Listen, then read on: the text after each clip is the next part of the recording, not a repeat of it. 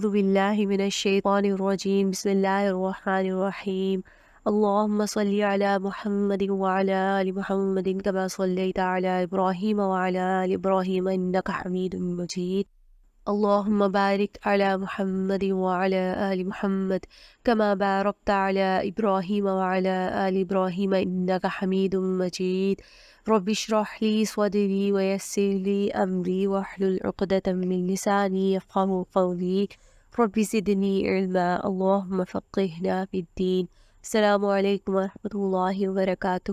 صحابیہ series میں آج ہم حضرت حفصہ بنت عمر رضی اللہ عنہما کے بارے میں پڑھنے والے ہیں۔ واقعی سیدنا عمر بن خطاب کی نور عین اور گوشہ جگر وہ عظیم المرتبت اور جلیل القدر خاتون ہے جو اعلیٰ اخلاق اور عمدہ فضائل و مناقب سے آراستہ تھی۔ ہم ان کے اوصاف کا احاطہ کرنے سے قاصر ہیں۔ ان کے والد محترم اس امت میں فاروق کے لقب سے جانے پہچانے جاتے ہیں۔ وہ واقعی بڑے فراخ دل، طاقتور، عدل و انصاف اور رحمت و شفقت کے علمبردار عظیم المرتبہ شخص تھے۔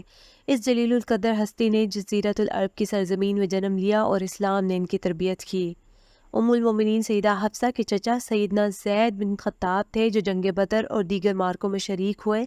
جنگ یمامہ میں انہوں نے جام شہادت نوش کیا۔ وہ ایک ایسی جلیل القدر شخصیت تھی جس کے بارے میں سیدنا عمر بن خطاب رضی اللہ عنہ نے فرمایا، اس نے دو اچھائیوں میں سے سبقت حاصل کی، ایک تو اس نے مجھ سے پہلے اسلام قبول کیا اور دوسری اس نے مجھ سے پہلے جام شہادت نوش کر لیا۔ سیدنا عمر بن خطاب نے اپنے بھائی سیدنا زید کے بارے میں ارشاد فرمایا، جب بھی باد صبا چلی اس نے مجھے زید بن خطاب کی یاد دلا دی۔ سیدہ حفصہ بنت عمر کی والدہ جلیل القدر صحابی سیدنا عثمان بن مظعون کی ہمشیرہ سے زینب بنت مظعون تھی۔ سیدنا عثمان بن مظعون وہ عظیم المرتبت صحابی تھے کہ جب وہ فوت ہوئے تو حبیب کبریا صلی اللہ علیہ وآلہ وسلم تشریف لائے، انہیں بوسہ دیا اور آپ صلی اللہ علیہ وآلہ وسلم کی مبارک آنکھوں سے آنسو ٹپک کر سیدنا عثمان بن مظعون کے رخسار پر گرے۔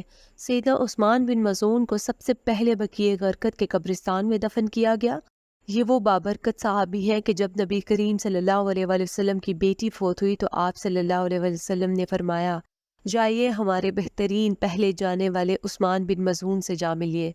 ام المومنین سیدہ حفصہ بنت عمر کی پھپھی سیدہ فاطمہ بنت خطاب، جسے اسلام قبول کرنے کے حوالے سے سبقت لے جانے کا اعزاز حاصل تھا، ان کے خاوند کا نام سعید بن زید تھا کہ جو ان خوش نصیب صحابہ میں سے تھے جنہیں لسان رسالت سے جنت کی بشارت ملی۔ ام المومنین سیدہ حفصہ کے بھائی عابد، زاہد، متقی، پرہیزگار، جید عالم سیدنا عبداللہ بن عمر رضی اللہ عنہما تھے، جن کے بارے میں رسول اللہ صلی اللہ علیہ وآلہ وسلم نے فرمایا، بلا شبہ عبداللہ ایک نیک آدمی ہے۔ ان کے بارے میں ام المومنین سیدہ عائشہ صدیقہ رضی اللہ عنہا نے فرمایا، میں نے عبداللہ بن عمر رضی اللہ عنہما سے بڑھ کر اولو الامر کا التزام کرتے ہوئے کسی شخص کو نہیں دیکھا۔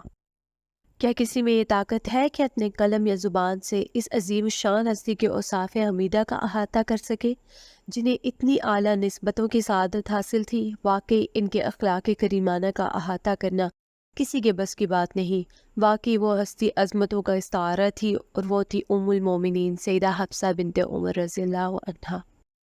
سیدنا عمر بن خطاب رضی اللہ عنہ کا خاندان جس میں ام المومنین سیدہ حفصہ نے بابرکت پرورش پائی اور زندگی بسر کی، اس کی مثال انسانی معاشرے میں ہمیں بہت کم ملتی ہے۔ سیدہ حفصہ کی ولادت باسعادت اس وقت ہوئی جب قریش تعمیر کعبہ کی تجدید کر رہے تھے۔ یہ سیدنا محمد کریم صلی اللہ علیہ وسلم کے منصب رسالت پر فائز ہونے سے 5 سال پہلے کا واقعہ ہے۔ ان کی پیدائش ان لمحات میں ہوئی جب قریش کے درمیان حجر اسود نصب کرنے کے سلسلے میں شدید اختلاف پیدا ہو گیا تھا اور نبی کریم صلی اللہ علیہ وسلم نے اپنی حکمت و دانش اور فہم و فراست سے اس کا ایک ایسا حیرت انگیز حل نکالا جس پر سب مطمئن ہو گئے۔ ام المومنین سیدہ حفصہ علم و ادب کی دلدادہ تھی اور کتابت سیدہ الشفاء بنت عبداللہ القریشیہ القزویہ سے سیکھا کرتی تھی۔ وہ مسلسل علم حاصل کرتی رہی یہاں تک کہ قریش میں ایک فصیح و بلیغ خاتون بن گئی۔ جب آفتاب اسلام جزیرہ نما عرب کی سرزمین پر چمکا تو اس وقت عمر بن خطاب دائرہ شرک میں تھے۔ حبیب کبریا محمد مصطفیٰ صلی اللہ علیہ وسلم اس تمنا کا اظہار کیا کرتے تھے کہ عمر بن خطاب اسلام قبول کر لے تاکہ مسلمان کو غلبہ حاصل ہو سکے اور شوکت اسلام کا مظاہرہ سرعام ہو۔ اس لیے آپ یہ دعا کیا کرتے تھے، الہی تجھے ان دو آدمیوں میں جو زیادہ محبوب ہے اس کے ذریعے اسلام کو غلبہ عطا کر دے، ابو جہل بن ہشام یا عمر بن خطاب۔ فرمایا کہ ان دونوں میں سے اللہ تعالیٰ کو عمر زیادہ محبوب تھا۔ سیدنا عمر بن خطاب رضی اللہ عنہ کا اسلام قبول کرنا اسلام کے غلبے، شوکت، عظمت اور قوت کا باعث بنا۔ یہ اس لیے کہ وہ قوت و شجاعت کے ممتاز مقام پر فائز تھے اور وہ اللہ تعالیٰ کے معاملات میں کسی ملامت کرنے والے کی ملامت سے ڈرتے نہیں تھے۔ سیدنا عبداللہ بن مسعود فرماتے ہیں، سیدنا عمر بن خطاب رضی اللہ عنہ کا اسلام قبول کرنا فتح کا سبب بنا، ان کی ہجرت مسلمانوں کے غلبے کا باعث بنی اور ان کا امیر المومنین بننا رحمت کا باعث بنا۔ ہم کعبہ کے پاس نماز نہیں پڑھا کرتے تھے یہاں تک کہ عمر بن خطاب مسلمان ہو گئے۔ جب انہوں نے اسلام قبول کیا تو قریش سے نبرد آزما ہوئے، یہاں تک کہ کعبہ کے پاس انہوں نے نماز پڑھی اور ہم نے بھی ان کے ساتھ نماز پڑھی۔ اس طرح اسلام اس گھر میں داخل ہوا تاکہ یہ ایک مضبوط قلعہ بنے اور یہ اسلام اور اہل اسلام کا دفاع کرے۔ اس طرح سیدنا عمر بن خطاب کا بابرکت خاندان دین اسلام کے زیر سایہ زندگی بسر کرنے لگا اور نبی کریم صلی اللہ علیہ وسلم کے صاف شفاف اور علمی اور روحانی چشمے سے سیراب ہونے لگا۔ اس طرح عمر خاندان کے لوگ نبی کریم صلی اللہ علیہ وسلم سے اخلاق، عبادات، طرز عمل اور شفقت و محبت کی تعلیم حاصل کرنے لگے۔ جب سیدہ حفصہ جوان ہوئی تو عبداللہ بن حذافہ کے بھائی سیدنا خنیس بن حذافہ، جنہیں اسلام قبول کرنے میں سبقت لے جانے کی سعادت حاصل تھی، کے ساتھ رشتہ ازدواج میں منسلک ہو گئی اور ایمان و اطاعت کے زیر سایہ خوش و خرم زندگی بسر کی۔ سیدنا خنیس رضی اللہ عنہ نے اس وقت سیدنا ابوبکر صدیق رضی اللہ عنہ کے ذریعے اسلام قبول کر لیا تھا، جبکہ نبی کریم صلی اللہ علیہ وسلم ابھی دار ارقم میں تشریف فرمانے ہی ہوئے تھے۔ حبیب کبریا سیدنا محمد مصطفیٰ صلی اللہ علیہ وسلم کے صحابہ کرام کو مشرکین نے جب المناک ایذا رسانی شروع کر دی تو نبی کریم صلی اللہ علیہ وسلم نے اپنے جانثار صحابہ کرام کو سرزمین حبشہ کی طرف ہجرت کرنے کا اشارہ دے دیا تو سیدہ خنیس بھی ہجرت کرنے والوں کے ساتھ ہو لیے۔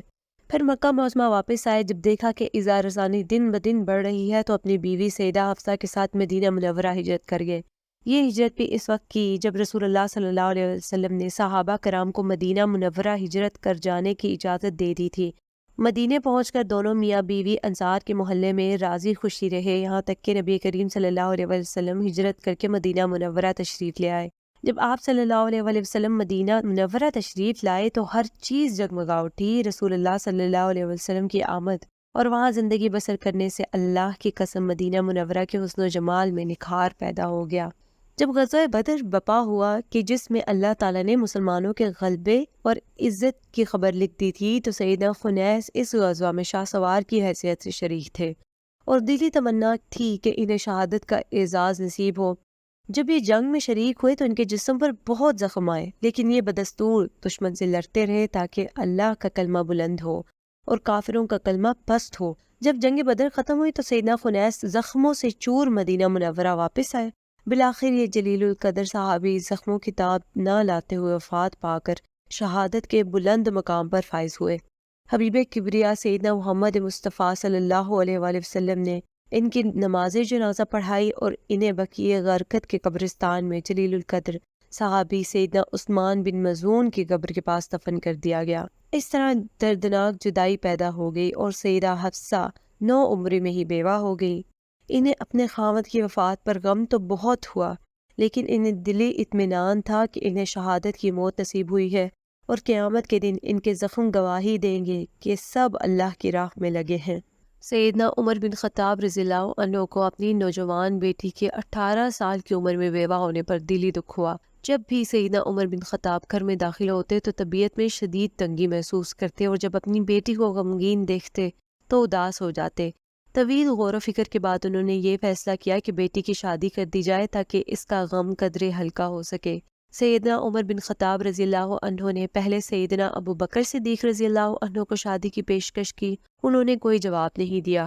پھر سیدنا عثمان بن عفان رضی اللہ عنہ کو پیشکش کی، انہوں نے کہا ابھی میں شادی نہیں کرنا چاہتا۔ سیدنا عمر بن خطاب کو دونوں کی بے رخی سے دلی صدمہ ہوا اور غصہ آیا اور اس صورتحال کو دیکھ کر انہوں نے اس کی شکایت نبی اکرم صلی اللہ علیہ وآلہ وسلم سے کی۔ اس موقع پر رسول اللہ صلی اللہ علیہ وآلہ وسلم نے یہ ارشاد فرمایا، حفصہ رضی اللہ عنہا سے وہ شادی کرے گا جو عثمان سے بہتر ہے، اور عثمان اس سے شادی کرے گا جو حفصہ سے بہتر ہے۔ پھر رسول اللہ صلی اللہ علیہ وسلم نے ان سے رشتہ طے کر لیا، اور سیدنا عمر رضی اللہ عنہ نے اپنی بیٹی حفصہ کی شادی رسول اللہ صلی اللہ علیہ وسلم سے کر دی، اور رسول اللہ صلی اللہ علیہ وسلم نے اپنی بیٹی رقیہ کی وفات کے بعد عثمان بن عفان کی شادی اپنی دوسری بیٹی ام کلثوم سے کر دی۔ جب سیدنا عمر بن خطاب نے اپنی بیٹی حفصہ کی شادی نبی کریم صلی اللہ علیہ وسلم سے کر دی تو سیدنا ابو بکر عمر بن خطاب کے پاس آئے اور کہنے لگے، عمر آپ مجھ سے ناراض نہ ہوں، دراصل بات یہ ہے کہ ایک دفعہ رسول اللہ صلی اللہ علیہ وسلم نے اپنے لیے حفصہ کے بارے میں رازدارانہ انداز میں بات کی تھی۔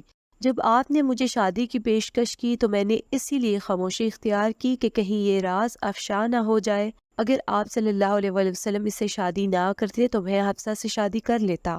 رسول اللہ صلی اللہ علیہ وسلم نے سیدہ حفصہ کے ساتھ غزوہ احد سے پہلے 3 ہجری میں شادی کی اور انہیں 400 درہم مہر دیا۔ یہ بلا شبہ سیدہ حفصہ کی بہت بڑی عزت افزائی اور توقیر و پذیرائی تھی، اور یہ ان کے والد محترم کے لیے بھی اعزاز و اکرام تھا کہ ان کی بیٹی کو ام المومنین بننے کا شرف حاصل ہوا۔ نبی کریم صلی اللہ علیہ وسلم کے دل میں سیدہ حفصہ کی بڑی قدر و منزلت تھی، بلکہ ازواج مطہرات میں بھی انہیں ایک بلند مقام حاصل تھا۔ ام المومنین سیدہ عائشہ صدیقہ سیدہ حفصہ کے بارے میں ارشاد فرماتی ہیں، نبی کریم صلی اللہ علیہ وسلم کی بیویوں میں سے وہ میرے ساتھ مقابلہ کیا کرتی تھیں۔ ازواج مطہرات میں بعض اوقات بشری تقاضے کے پیش نظر کبھی کبھی باہمی چشمت، غیرت اور ایک دوسرے سے آگے بڑھنے کا جذبہ دکھائی دیتا، لیکن نبی کریم صلی اللہ علیہ وسلم اپنے گھر میں بیویوں کے درمیان مدنی معاشرے میں اپنے جانثار صحابہ کرام رضی اللہ عنہم بلکہ اپنی ساری امت کی تربیت اللہ سبحانہ وتعالیٰ کے نازل کردہ نظام کی روشنی میں کرتے اور ان سب کا ہاتھ پکڑ کر صراط مستقیم پر گامزن کرتے۔ اب ہم ایک مثال پیش کرتے ہیں جس سے یہ واضح ہوگا کہ ازواج مطہرات کے درمیان کبھی کبھار کس طرح باہمی غیرت کا اظہار ہوتا ہے، اور نبی کریم صلی اللہ علیہ وسلم ان گھریلو معاملات کا حکمت و دانائی اور رحمت و شفقت کے ساتھ علاج کرتے تھے۔ بخاری مسلم میں ام المومنین سیدہ عائشہ صدیقہ رضی اللہ عنہا سے مروی ہے، فرماتی ہے، رسول اللہ صلی اللہ علیہ وسلم سیدہ زینب بنت جاحش کے ہاں شہد پیا کرتے تھے اور ان کے پاس قدرے زیادہ وقت ٹھہر جایا کرتے تھے۔ میں اور حفصہ نے باہمی مشورے سے اتفاق کر لیا کہ رسول اللہ صلی اللہ علیہ وسلم ہم میں سے جس کے پاس بھی تشریف لائے تو وہ آپ سے یہ کہے کہ کیا آج آپ نے مغافیر کھائی ہے؟ مجھے آپ سے مغافیر کی بو آ رہی ہے۔ آپ نے فرمایا، نہیں، میں نے تو زینب بنت جاحش کے پاس شہد پیا ہے، میں حلف اٹھاتا ہوں کہ آئندہ شہد نہیں پیوں گا، آپ کسی کو بتائیں نہیں۔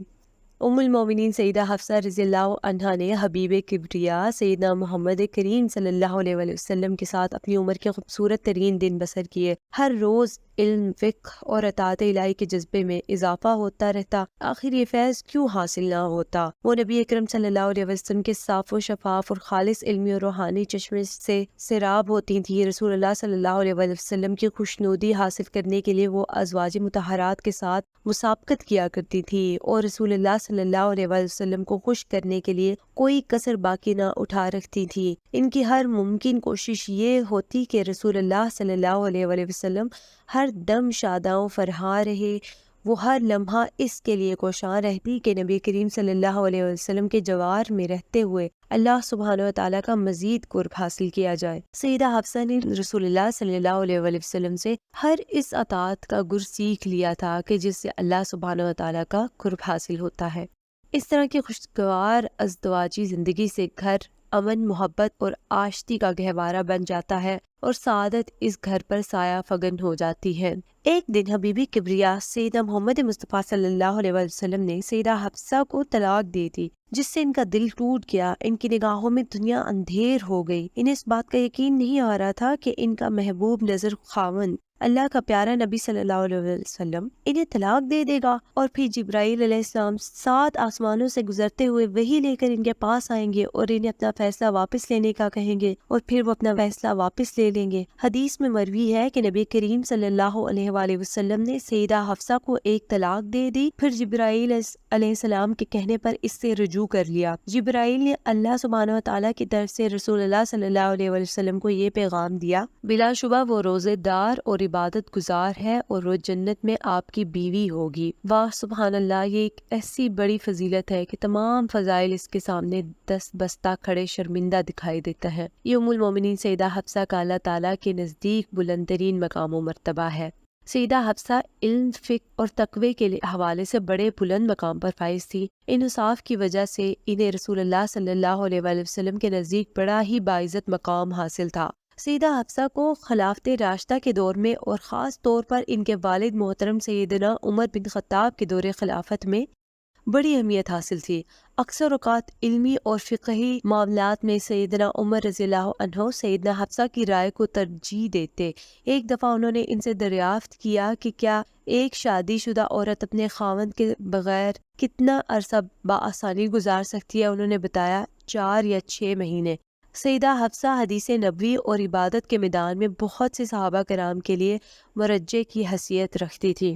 سیدہ حفصہ کے بھائی سیدنا عبداللہ بن عمر رسول اللہ صلی اللہ علیہ وسلم کی اقتداء کے بہت دل دادہ تھے۔ ان کی ہر ممکن کوشش ہوتی کہ اپنی بہن سے رسول اللہ صلی اللہ علیہ وسلم کا ہر عمل معلوم کرے کہ جو ان کے مشاہدے میں آیا ہو۔ سیدنا ابو بکر نے ام المومنین سیدہ حفصہ کی قرآن مجید جمع کرنے کے سلسلے میں خدمات حاصل کی، کیونکہ یہ قرآن مجید کی حافظہ تھی اور بہت عمدہ لہجے میں قرآن مجید کی تلاوت کیا کرتی تھی۔ قرآن مجید کی حافظہ ہونے کے ساتھ ساتھ جید عالمہ، فاضلہ، متقی، پرہیزگار اور کثرت سے روزے رکھنے والی تھی۔ اس دور میں بہت کم مردوں نے لکھنے پڑھنے کی صلاحیت حاصل کی اور ان میں بہت کم ہی لکھنے پڑھنے کی صلاحیت حاصل ہوا کرتی تھی۔ عورتوں میں یہ صلاحیت بہت دور کی بات تھی، لیکن ام المومنین سیدہ حفصہ کو اس فن میں اختیار حاصل تھا۔ بھلا انہیں یہ مقام کیوں نہ حاصل ہوتا؟ آخر انہوں نے نبی کریم صلی اللہ علیہ وسلم سے علم حاصل کیا تھا۔ سیدہ حفصہ نے بہت شرعی احکام لوگوں کی طرف منتقل کرنے کی بھی سعادت حاصل کی تھی۔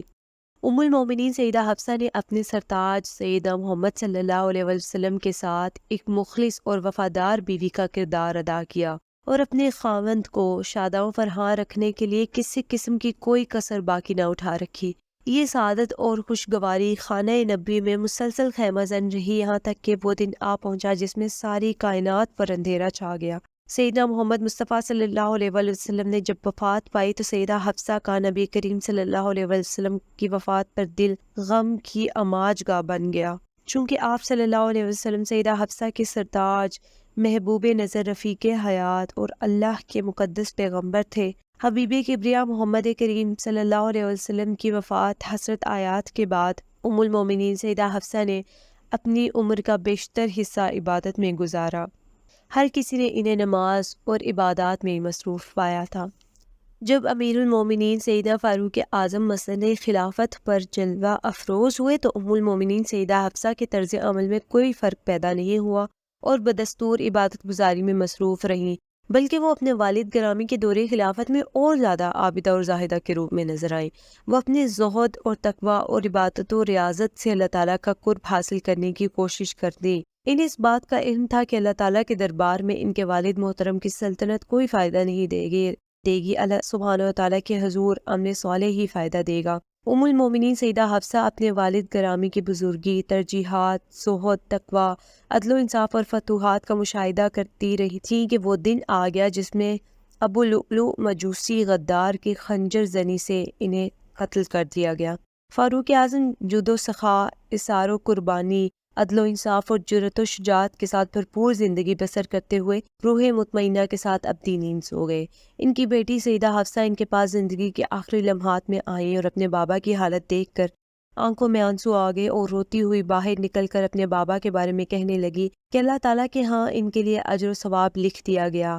سیدنا عبداللہ بن عباس رضی اللہ عنہما سے پوچھا گیا کہ سیدنا عمر بن خطاب رضی اللہ عنہ کے بارے میں آپ کی کیا رائے ہے؟ انہوں نے یہ جواب دیا، اللہ ابو حفص پر رحم کرے، اللہ کی قسم وہ اسلام کے دوست اور یتیموں کی جائے پناہ تھے، وہ ایمان کے ٹھہراؤ کی جگہ اور احسان کی انتہا تھے، وہ کمزوروں کے مجلس اور خلفاء کی جائے پناہ تھے، وہ حق کا قلعہ اور لوگوں کے مددگار تھے، وہ اللہ کے حق کو صبر و تحمل اور ثواب کی نیت سے لے کر کھڑے ہوئے، یہاں تک کہ دین کو غالب کر دیا اور ملک فتح کیے، اور انہوں نے ٹیلوں اور چٹیل میدان میں اللہ کا ذکر کیا، خوشحالی و تنگ دستی میں اللہ کی رضا کے لیے ہر وقت باوقار اور اس کے شکر گزار رہے۔ جس نے ان سے بغض کیا اللہ تعالیٰ نے قیامت کے دن تک اس کو سزا دی۔ ام المومنین سیدہ حفصہ نے قرآن مجید جیسی امانت کا بوجھ اپنے کندھوں پر اٹھایا۔ انہیں سیدنا ابو بکر نے منتخب کیا تاکہ قرآن مجید کے جس نسخے کو زید بن ثابت نے جمع کیا وہ سیدہ حفصہ کے پاس محفوظ کر دیا جائے۔ وہ سارے اوراق جن میں قرآن مجید کو جمع کیا گیا تھا وہ سب کے سب سیدنا عثمان بن عفان کے دور خلافت تک ام المومنین سیدہ حفصہ کے پاس محفوظ رہے۔ پھر ان سب کو ایک ہی مصحف میں جمع کر دیا گیا۔ سیدنا ابو بکر صدیق نے صحابہ کرام کا کثیر تعداد پر مشتمل ایک لشکر مسلمہ کذاب کے مقابلے کے لیے تیار کیا۔ صحابہ کرام اس سے نبرد آزما ہوئے، اللہ تعالیٰ نے اسے رسوا کیا اور وہ اس مارکے میں قتل ہو گیا۔ اس لڑائی کے دوران صحابہ کرام میں سے حاملین قرآن کی کثیر تعداد جامع شہادت نوش کر گئی۔ کہتے ہیں کہ جنگ یمامہ میں وہ 700 صحابہ کرام شہید ہوئے جو قرآن مجید کے حافظ تھے، اور بعض کا کہنا ہے کہ شہید ہونے والوں کی تعداد اس سے بھی زیادہ تھی۔ اس سے پہلے کہ حفاظ قرآن بھی اللہ کی راہ میں شہید کر دیے جاتے، قرآن مجید کو جمع کرنے کے بارے میں سوچ بچار کا آغاز ہوا۔ آئیے اب ہم رسول اللہ صلی اللہ علیہ وسلم کے کاتب وحی سیدنا زید بن ثابت کی زبانی قرآن جمع کرنے کی کہانی سنتے ہیں۔ سیدنا زید بن ثابت فرماتے ہیں کہ جنگ یمامہ کے بعد سیدنا ابو بکر نے میری طرف پیغام بھیجا، جبکہ سیدنا عمر بن خطاب ان کے پاس تشریف فرما تھے۔ سیدنا ابو بکر نے فرمایا کہ عمر بن خطاب میرے پاس آئے ہیں، انہوں نے یہ بات کہی ہے کہ جنگ یمامہ کی سخت ترین مارکہ آرائی میں قرآن مجید کے بہت سے حفاظ کرام جامع شہادت نوش کر گئے ہیں۔ مجھے اندیشہ ہے کہ اگر اس نوعیت کی تیز ترین مارکہ آرائی وطن میں اور ہوئی اور مزید حفاظ جامع شہادت نوش کر گئے تو قرآن مجید کا بیشتر حصہ ضائع ہو جائے گا۔ میری رائے یہ ہے کہ آپ قرآن مجید کو جمع کرنے کا حکم دیں۔ میں نے عمر بن خطاب سے یہ کہا کہ ہم وہ کام کیسے کر سکتے ہیں جسے رسول اللہ صلی اللہ علیہ وسلم نے نہیں کیا؟ عمر نے کہا اللہ کی قسم یہ کام بہتر ہے۔ سیدنا ابو بکر فرماتے ہیں کہ عمر بن خطاب مسلسل مجھ سے یہ مطالبہ دہراتے رہے یہاں تک کہ اللہ تعالیٰ نے مجھے شرح صدر عطا کر دیا اور میں نے بھی یہی رائے قائم کر لی جو رائے عمر بن خطاب کی تھی۔ ایک روایت میں مذکور ہے سیدنا زید بن ثابت کہتے ہیں کہ سیدنا ابو بکر صدیق نے مجھ سے فرمایا کہ عمر بن خطاب نے مجھے یہ کام کرنے کی دعوت دی ہے، آپ کاتب وحی ہیں، اگر آپ ان کی رائے سے اتفاق کر لیتے ہیں تو میں بھی تمہارے ساتھ ہوں، اور اگر آپ کو اس کام کے سر انجام دینے میں اتفاق نہیں تو میں بھی یہ کام نہیں کروں گا۔ اس کے بعد سیدنا ابو بکر صدیق نے مجھ سے پہلے سیدنا عمر بن خطاب کی پوری بات کی تو میں گھبرا گیا۔ سیدنا عمر نے فرمایا قرآن مجید جمع کرنے کی وجہ سے تم دونوں پر کوئی وبال نہیں ہوگا۔ ہم نے بھی اس مسئلے پر غور کیا تو ہم نے کہا واقعی یہ کام کرنے سے ہم پر کوئی وبال نہیں آئے گا۔ سیدنا زید بن ثابت کہتے ہیں کہ سیدنا ابو بکر صدیق نے فرمایا آپ ایک عقل مند نوجوان ہیں، آپ پر ہم کوئی الزام نہیں لگاتے کیونکہ آپ کو ہم نے ہر اعتبار سے صاف ستھرا پایا۔ آپ رسول اللہ صلی اللہ علیہ وسلم کی وحی لکھا کرتے تھے، آپ متفرق جگہ سے قرآن مجید کو تلاش کر کے اسے جمع کرنے کا فریضہ سر انجام دیجیے، میری نظر میں یہ کام آپ ہی کر سکتے ہیں۔ سیدنا زید بن ثابت فرماتے ہیں کہ اللہ کی قسم اگر کوئی مجھے یہ کام سونپتا کہ میں کسی پہاڑ کو ایک جگہ سے دوسری جگہ منتقل کروں تو میرے لیے قرآن مجید جمع کرنے کے کام سے وہ بھاری نہ ہوتا۔ میں نے کہا آپ وہ کام کیسے کر سکتے ہیں جس کو رسول اللہ صلی اللہ علیہ وسلم نے نہیں کیا؟ تو انہوں نے فرمایا اللہ کی قسم یہ کام بہتر ہے۔ ابو بکر صدیق بار بار مجھے یہ حکم دیتے رہے یہاں تک کہ اللہ تعالیٰ نے مجھے شرح صدر عطا کر دیا، جس طرح ابو بکر صدیق رضی اللہ عنہ اور عمر رضی اللہ عنہ کو شرح صدر عطا کیا تھا۔ میں نے قرآن مجید کو کھجور کی چھال، باریک پتھروں اور لوگوں کے سینوں سے جمع کیا۔ مجھے سورہ توبہ کی آخری آیات ابو خزیمہ انصاری سے ملی، ان کے علاوہ یہ آیات مجھے کسی اور سے نہیں ملی۔ وہ آیات یہ ہیں تم لوگوں کے پاس ایک رسول آیا ہے جو خود تم ہی میں سے ہے، تمہارا نقصان میں پڑنا اس پر شاق ہے، تمہاری فلاح کا وہ حریص ہے، ایمان لانے والوں کے لیے وہ شفیق و رحیم ہے۔ اب اگر یہ لوگ تم سے منہ پھیرتے ہیں تو اے نبی ان سے کہہ دو کہ میرے لیے اللہ ہی کافی ہے، اس کے سوا کوئی معبود حقیقی نہیں، اسی پر میں نے بھروسہ کیا اور وہ مالک ہے عرش عظیم کا۔ یہ صحیفے زندگی بھر سیدنا ابو بکر صدیق کے پاس رہے یہاں تک کہ وہ اللہ تعالیٰ کو پیارے ہو گئے، پھر زندگی بھر سیدنا عمر بن خطاب کے پاس رہے اور پھر سیدہ حفصہ بنت عمر کے پاس رہے۔ سیدنا عثمان بن عفان نے اپنے دور خلافت میں سیدہ حفصہ کی طرف پیغام بھیج کر ان کے پاس جس قدر صحیفے تھے منگوا لیے تاکہ قرآن مجید کو ایک ہی مصحف میں جمع کر دیا جائے۔ سیدنا انس بن مالک سے روایت ہے، فرماتے ہیں کہ حذیفہ بن یمان عثمان بن عفان کے پاس آئے۔ وہ اہل عراق کے ساتھ مل کر آرمینیا اور آذربائیجان فتح کرنے کے لیے اہل شام سے لڑ رہے تھے۔ جب حذیفہ بن یمان نے قرآن مجید کی قرأت پر اختلاف دیکھا تو گھبرا گئے۔ سیدنا حذیفہ نے سیدنا عثمان سے کہا کہ اس امت کو سنبھال لیجئے، اس سے پہلے کہ یہ کتاب اللہ کی قرأت میں اختلافات کرنے لگے جس طرح کے یہود و نصارہ نے اختلاف کیا۔ سیدنا عثمان بن عفان نے سیدہ حفصہ کی طرف پیغام بھیجا کہ آپ کے پاس جتنے صحیفے ہیں ہمارے پاس بھیج دیں، ہم انہیں نقل کر کے آپ کو واپس کر دیں گے۔ سیدہ حفصہ نے وہ سب صحیفے عثمان بن عفان کی طرف بھیج دیے جو ان کے پاس موجود تھے۔ تو سیدنا عثمان بن عفان نے زید بن ثابت، عبداللہ بن زبیر، سعید بن عاص اور عبد الرحمن بن حارث بن ہشام کی طرف بھیج دیے۔ انہوں نے ان صحیفوں کو نقل کر لیا۔ سیدنا عثمان بن عفان نے 3 قریشی احباب سے کہا کہ اگر تم میں اور زید بن ثابت میں قرآن کی کتابت کے دوران کسی بھی لفظ میں اختلاف پیدا ہو جائے تو اس لفظ کو قریشی زبان میں لکھنا، کیونکہ قرآن مجید قریشیوں کی زبان میں نازل ہوا۔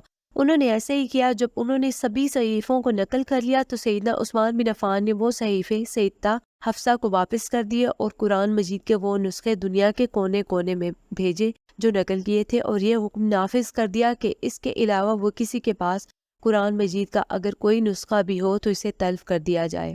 41 ہجری کو ام المومنین سیدہ حفصہ نے محسوس کیا کہ اب اللہ تعالیٰ سے ملاقات کا وقت قریب آ گیا۔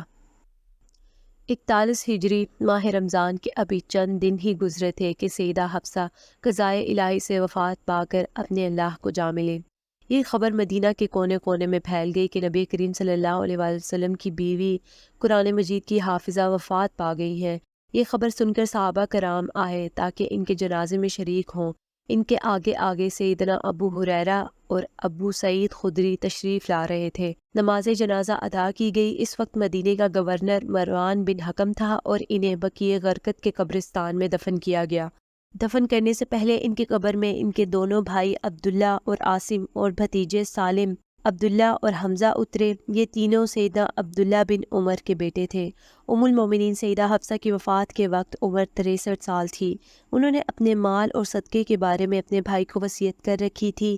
اس طرح ام المومنین سیدہ حفصہ نے جود و سخا اور اثار و قربانی کے لحاظ سے بھرپور زندگی گزار کر دنیائے فانی سے دار بقا کی طرف کوچ کیا۔ ابو نعیم اصفہانی ام المومنین سیدہ حفصہ کے بارے میں لکھتے ہیں: روزے دار، عبادت گزار، اپنے آپ پر عتاب کرنے والی، اپنے آپ کو ملامت کرنے والی سیدہ حفصہ بنت عمر بن خطاب رضی اللہ عنہما، قرآن کی وراثت کا شرف رکھنے والی اور کتاب الہی کو جمع کرنے والی۔ ام المومنین سیدہ حفصہ رحلت فرما کر اپنے محبوب خاوند نبی کریم صلی اللہ علیہ وسلم کے پاس جنت الرحمن میں پہنچ گئی۔ ہاں، ان کے بارے میں جبرائیل علیہ السلام نے نبی کریم صلی اللہ علیہ وآلہ وسلم سے کہا تھا، وہ روزے دار اور عبادت گزار ہے اور وہ جنت میں آپ کی بیوی ہوگی۔ اللہ اس سے راضی اور وہ اپنے اللہ سے راضی، اور وہ جنت الفردوس میں اپنے رب کی جوار رحمت میں جا مقیم ہوئی۔ بلا شبہ اللہ کا ساز ہے اور قادر مطلق ہے۔ سبحانک اللہم و بحمدک، نشہد ان لا الہ الا انت، نستغفرک و نتوب الیک۔